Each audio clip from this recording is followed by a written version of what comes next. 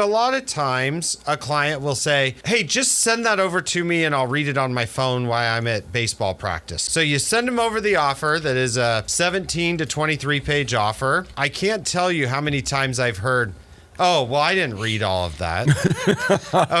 Okay. And John, have you ever renewed your terms and conditions? Yes, and I read them.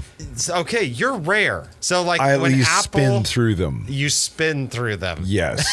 It might be a little bit different than reading all of it. And I really caution people that in the real estate world, in a transaction that involves where you live, not a good idea. That is not a great idea.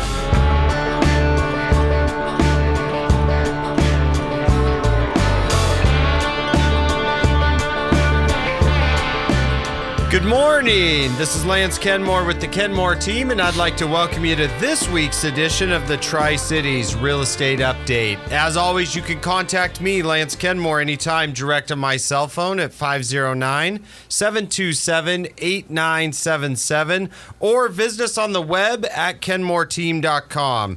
Once again, I always like to thank John for hosting and everybody here at the station for working to make this happen. Mr. John McKay, how you doing? Keeping busy.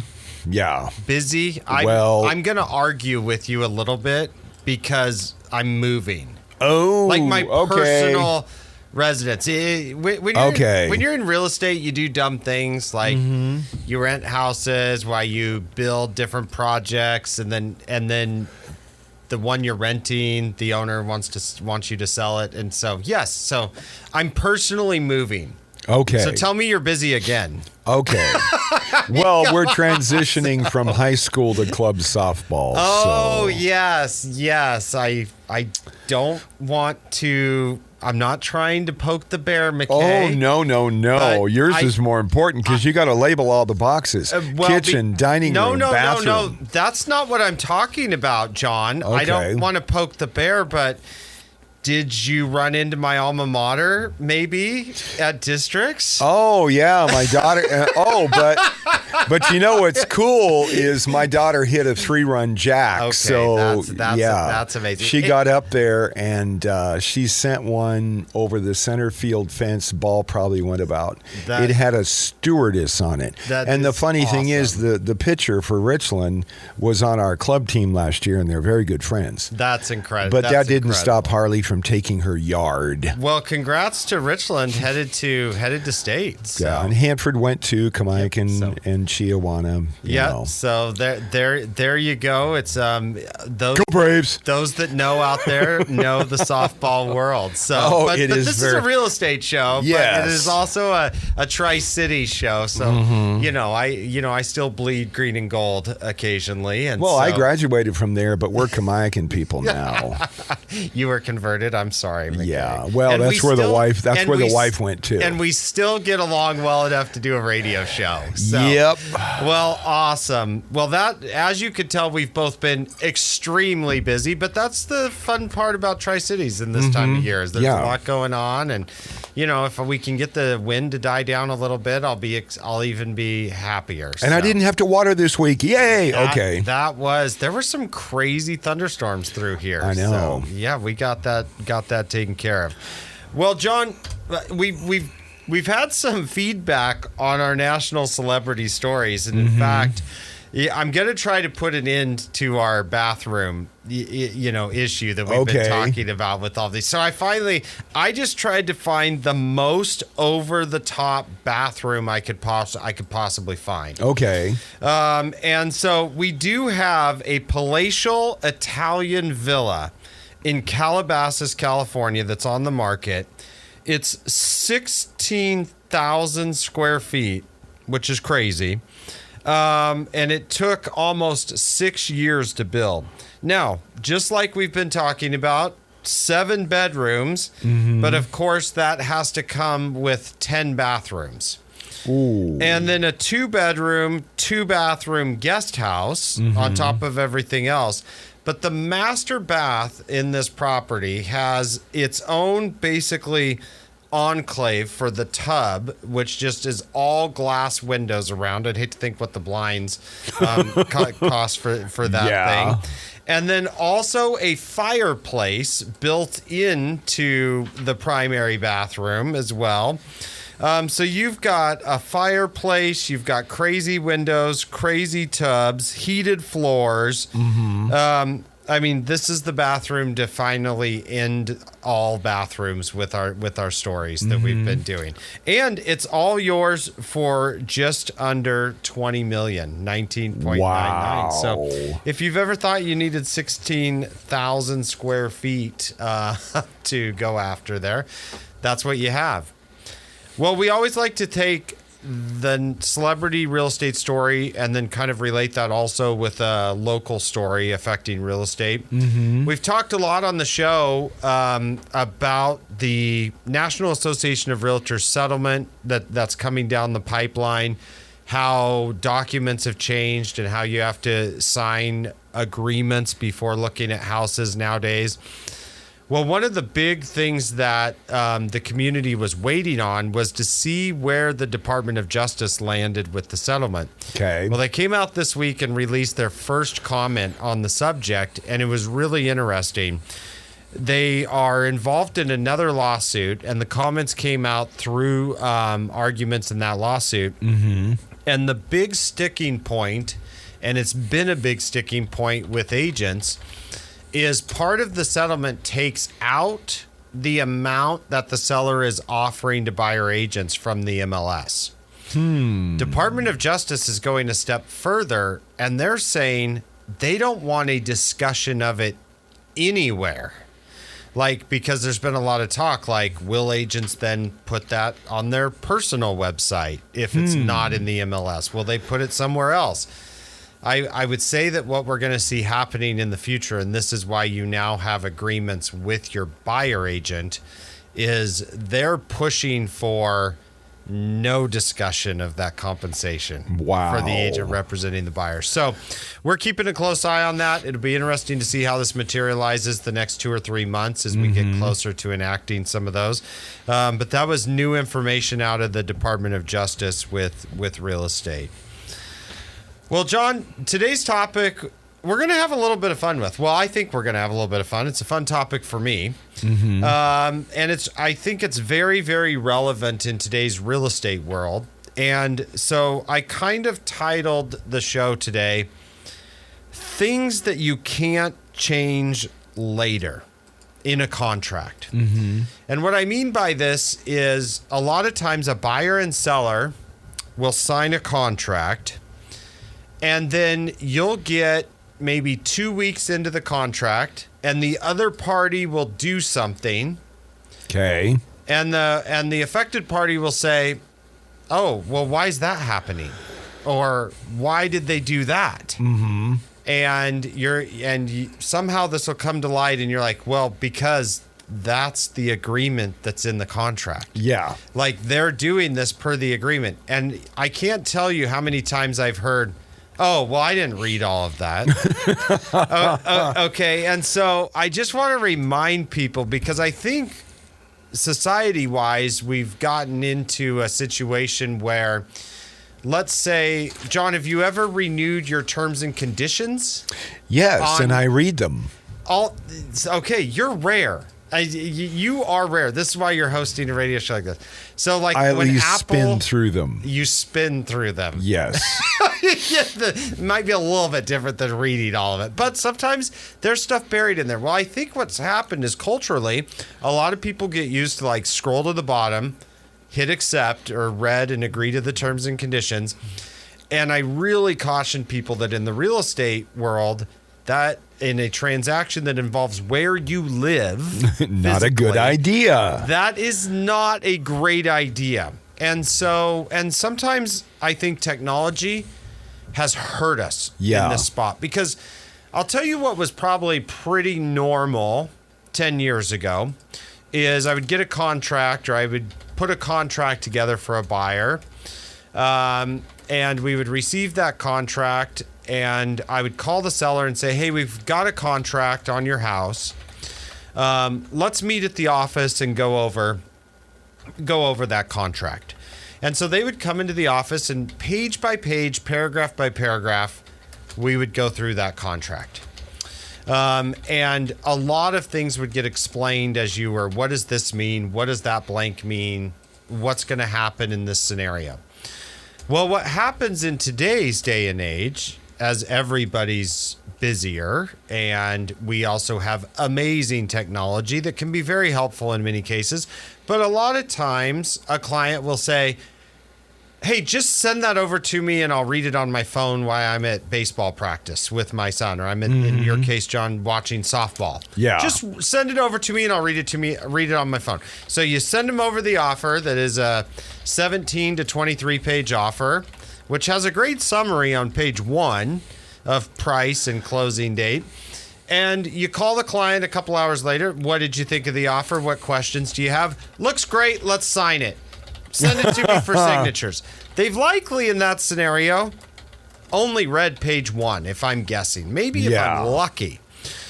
And so in that case, you're like, okay, well, just making sure you're comfortable with everything. And so you'll load it up in digital signatures and you'll send it to your client and they'll click through, sign the document. It comes back to you. You're under contract to sell your house. It's a terrible way of doing business. Yeah. As far as if you didn't get on a Zoom call with the client to go through the paragraphs, if you didn't spend, 15 to 30 minutes going through what the different paragraphs mean and what the language means. I'm always very, very hesitant to think that a client, unless they're lawyers, read through that document and understood what was going on in that case. Yes. And this is not a bad or good thing, but sometimes lawyers might even be worse. And they might just say, like, I don't need to read that, Lance. I know, but knowing what's in that document before signing, I just wanted to give a couple examples of things that in the last 2 weeks, I've come across this scenario 3 different times, and it's more prevalent for a number of reasons. And so I wanted to give an example of what's something you can't change later. And in contracts, if you take contract classes, John, we talk about the basic foundation of contracts is, John, you and I, we cannot agree to agree later. Oh, you can't put things off. Yeah, like for instance, if we're not deciding something and you and I are going to enter into a contract later, we can't, a term that we can't put in that contract, we can't say, when it comes to installing the flooring and we pick the flooring, let's write down that we'll agree on the color on the date of install. Oh, you have to be specific. Well, because how am I going to force you to agree? And so many people think that is an option in contracts, and that's one of the biggest mistakes that I see people make is these terms we have to spell out now because we can't agree to agree later because one party can just, that's not a contractual term. No. So one of the things that happens in today's day and age, because of interest rates being so high, we are seeing more and more contingent offers on properties. And that's, I have to sell this other house before I can buy your house. Part of that reason was 2-3 years ago, we almost never saw contingent offers because interest rates were so low that buyers could buy the new house before they sold the other house and manage both payments or qualify for both payments. But now with rates being higher, a lot of times they need the equity from the first house to buy the second one. They can't qualify for both payments.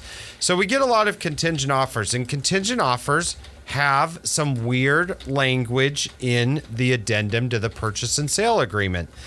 And part of that language is, number 1 is the first paragraph lays out, we are going to give you X number of days to sell your house. So let's say in our scenario, that's 30 days. So we're saying, we're going to buy your house, John, but I need 30 days to sell my house so that I have the money to buy your house. And you look at it and you're like, that doesn't seem like a bad deal, but there's going to be more to it than that. So we go to paragraph 2, and it's called, when we need your consent to sell our house. Well, that doesn't make any sense. Why would we need your consent? Well, here's the thing. If I get an offer on my house that says I'll come close on yours once mine's sold, and the closing date is less than 30 days, meaning quick close, okay, I need to come and ask you if that's okay. Because you have to pack up your house to get out. Yeah. You don't know when my house is going to be sold. So if it's very quick, under 30 days, I need your consent. That's in the contract. If it's more than 45 days, because you're obviously selling because you have somewhere you want to go or something else you want to do. So also, if it's more than 45 days, I need to come get your consent before I accept this offer on my house. Well, what happens is most people don't realize that the 30 to 45 day window in there's no consent needed from the seller. And so, and then contractually by the agreement, once my house is closed, I have to close on yours in 3 days. Oh boy. So the hard part about this is you're trying to make plans. We write a contingent offer. You're living in your house.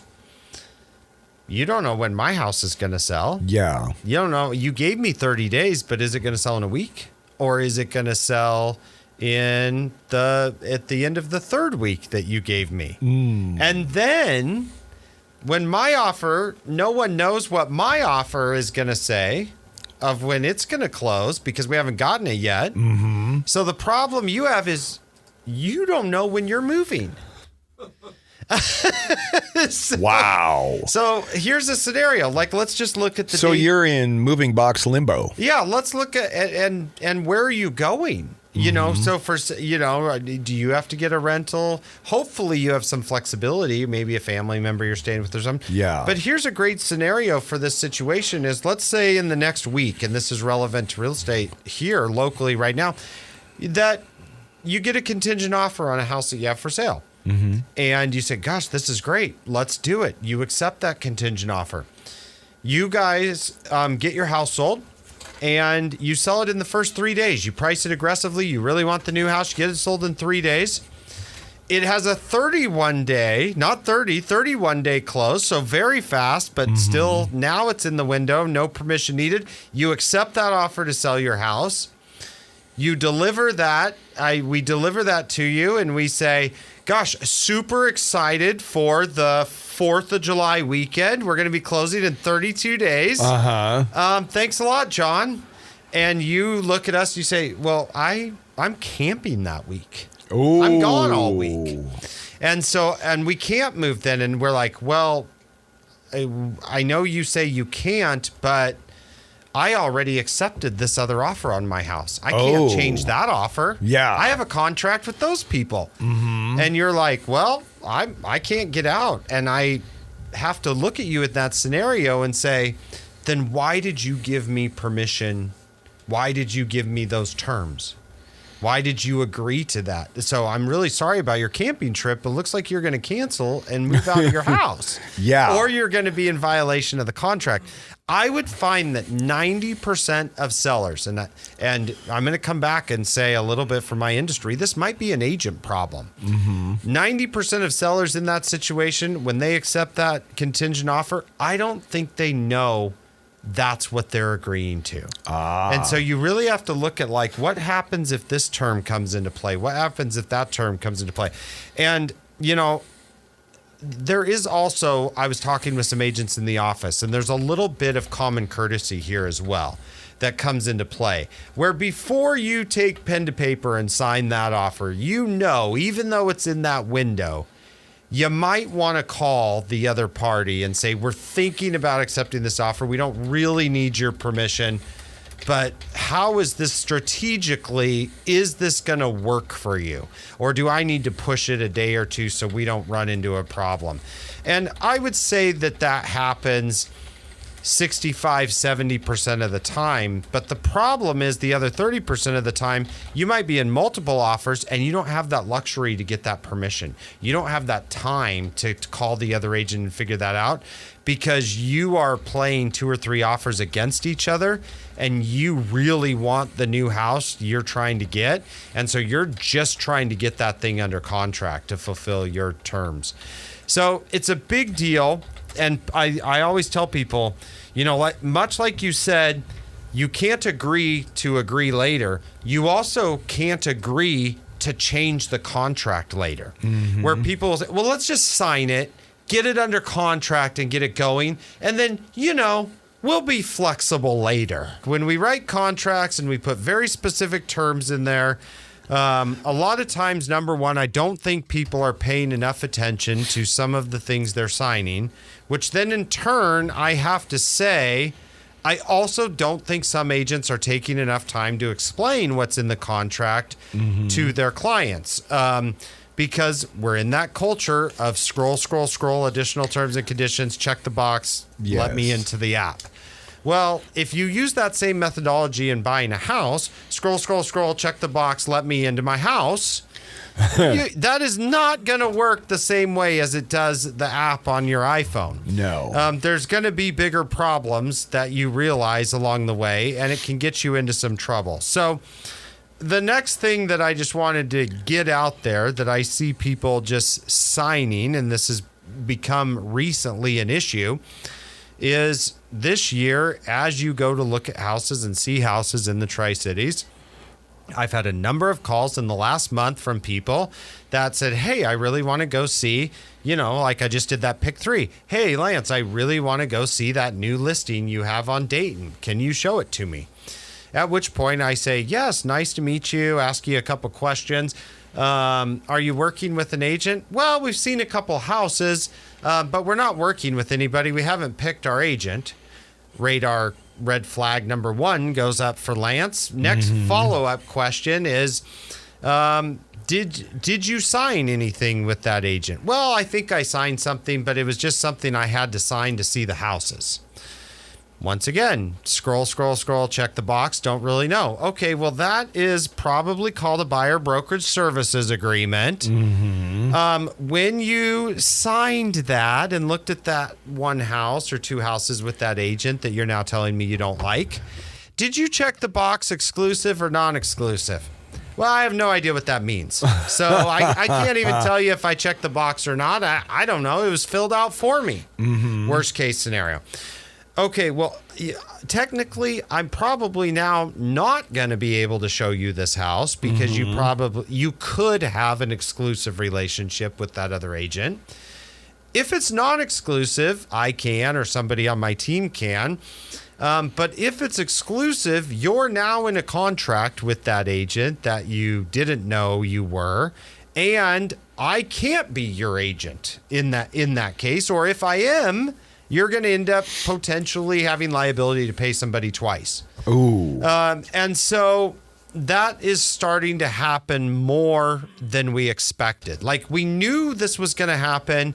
I thought maybe we would get 1 or 2 calls about this, but we've probably had, 4 or 5 calls from different leads over the course of the last 6 weeks who are in this situation, or worse, they don't know what situation they're in. Or I'm going to say, I don't even know the right English word to use. Worse. But there's another category, which is, well, I saw 4 or 5 houses with that other agent, but I didn't sign anything.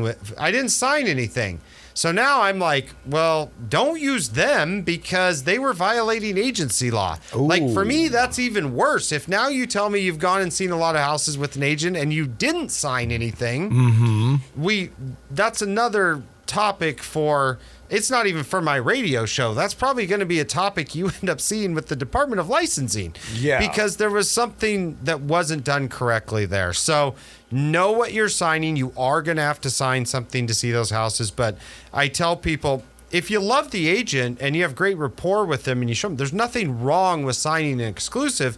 But now you need to know that's your person that you're going to be calling and talking to about seeing and showing those houses.